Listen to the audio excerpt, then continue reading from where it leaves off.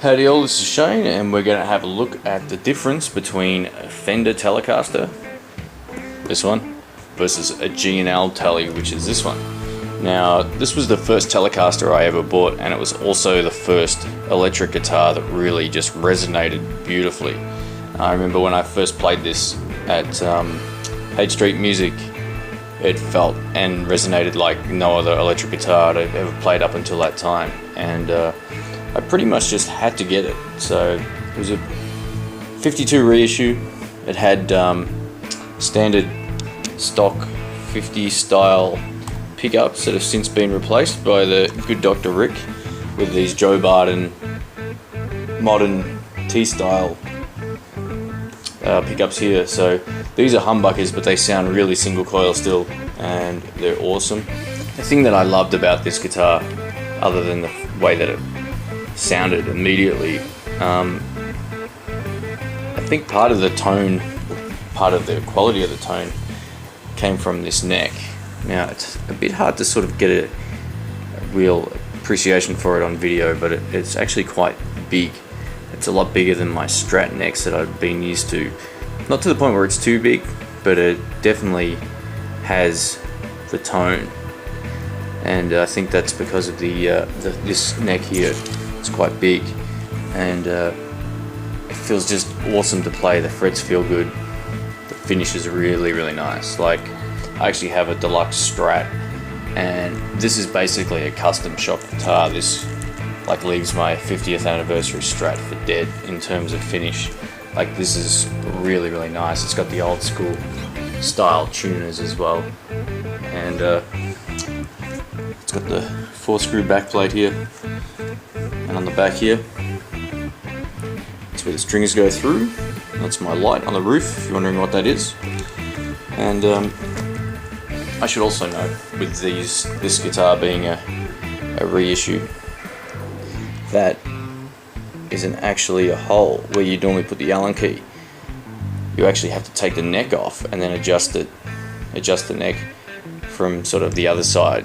So it's a little bit fiddly like that, but otherwise it's pretty good. And also has these funky sort of tuners here where you put the string in and then you wind it around, so there's no hole, so to speak, as in you don't go through the peg, you actually go down into it. Now, when I first did that, I absolutely sucked at it, and it's getting easier now. I was so used to the locking ones where you just put it through and lock it off, but I've gotten used to this now, and this has been my main guitar now for, I guess, a year and a half. I got this in 2010, and it's now the 2nd of January 2012, so this has been my main guitar. I am wearing through the paint or the finish a little bit here. It sort of gets dark spots where you wear through. It's also wearing through here. I've tried cleaning this, it just doesn't come off, so I figure it's just wearing through, which is pretty nice. And it's a good piece of wood. I don't really know the technical specs about it, but I've got to say, as far as any electric guitar has gone, this thing just has great tone, and it plays super easy. It's so much easier than my Strats to play, and I put it down to the shape of the neck. I'm really hoping one day I can find a Strat that has that kind of neck on there. It's a little bigger and it plays and sounds as good as this thing. So that's the Fender 52 reissue. Alright, this is my G&L Telecaster. This is basically a standard American series one that Leo Fender started making after he left the original Fender company.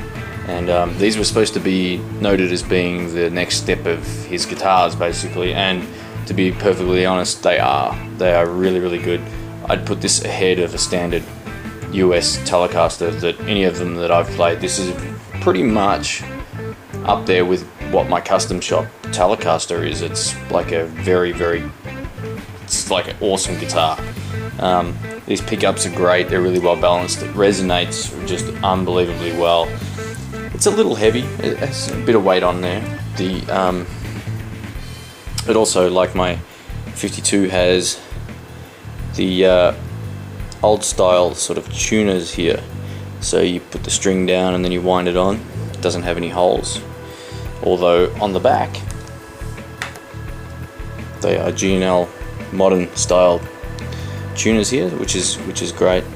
And the way you find out whether they're American or not, on the back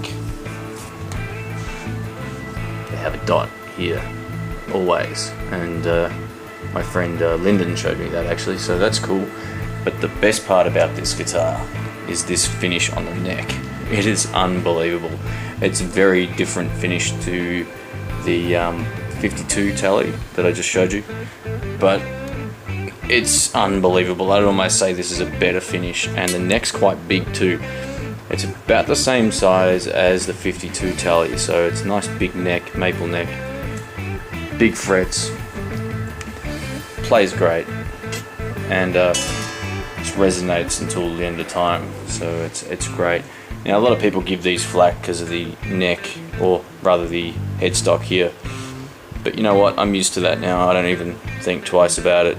I sort of focus on playing when I'm playing rather than the headstock, and most people don't give a crap as long as it sounds good. So yeah, I think the headstock looks good, and he's put, I know this is a small detail, but he's put massive strap sort of washers here, so I don't even need a locking strap lock or anything on here. I put this on, it's not coming off unless I want it to come off.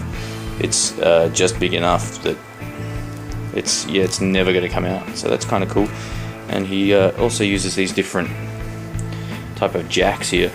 The first one I had of these was faulty, so I had to replace it, but I did buy this guitar second hand, so I got it in Florida in 2011, and from a place called the Guitar Attic in South Daytona, I think it was. But yeah, I gotta say, this guitar is great to play.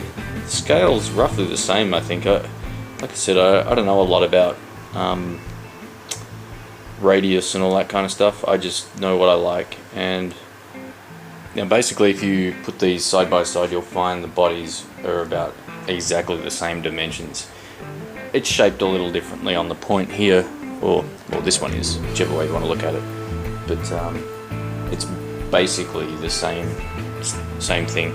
Obviously the finish on this is different. It's more of it's like a glitter gloss kind of finish. It's actually really nice. I like that blue, and whereas this one's sort of more your natural finish. It's obviously lacquered still, but it's not, you know, like a paint like that one. And yeah, there we go. So I'll zoom up the necks here.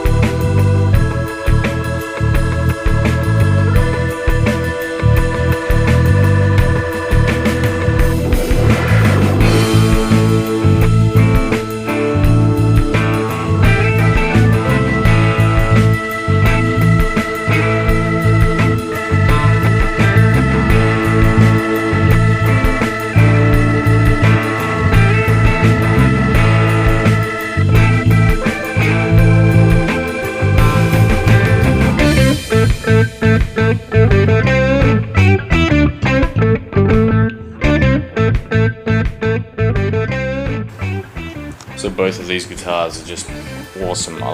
This is probably still my favorite. I like this one the most, mainly because of the pickups now. They don't buzz, and that's where some of the places I play at, that's really helpful. The pickups on this are also great. Yeah, look, I recommend trying them both and seeing which one you really like. I can just vouch for these ASAT Classics because they're You know, I picked that up for like 750 bucks. It was second hand. In Australia, they're probably closer to $2,500. I'm not exactly sure. Like, a lot of shops don't even stock these. They'll stock the legacy ones, but they won't stock the US ones. And something like this used to go for about $3,000 in Australia, and I picked that up for around 1,400 bucks new in San Francisco. So for the price of this killed any of the US Telecasters I played while I was over there in terms of being Fender guitars. I don't think it's a better guitar than this, but I'd say it's almost as good, and for the price you can pick these up at second hand. They're amazing. I don't know why more people don't play them.